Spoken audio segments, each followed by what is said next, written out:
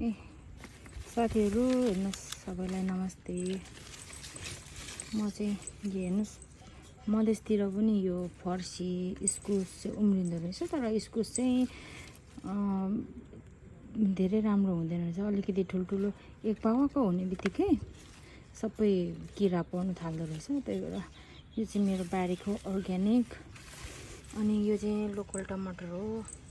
र अब अहिले यस्तो धेरै लोकल टमाटर छ है, अनि तपाईँहरूले चाहिँ यसलाई पछि त अब रेनी सिजनमा महँगो हुन्छ टमाटर होइन।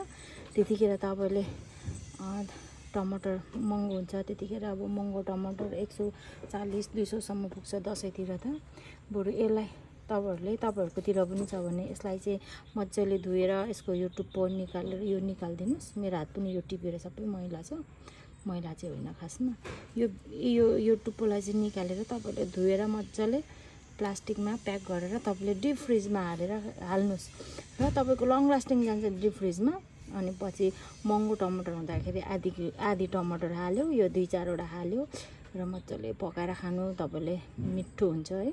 मैले पहिला पनि गर्थेँ। अनि अब दालहरू जस्तै कालो दालहरू भयो होइन, अब हामी डेली त दाल पकाएर खाइँदैन। अब कहिले किनेर ल्याइन्छ, कसैले पाहुनाहरूले ल्याइदिनुहुन्छ, अनि त्यतिखेर चाहिँ दालहरू पनि सफा गरेर तपाईँहरू फ्रिजमा हाल्नुहोस्। त्यसको माउ पर्दैन, किराहरू पर्दैन होइन, घुन के भन्छ त्यो पर्दैन।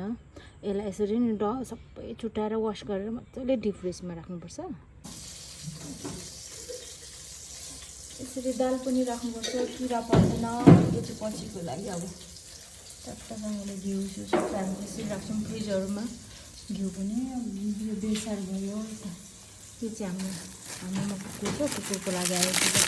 एकछिनको लागि पोका गरेर मासु राख्छ।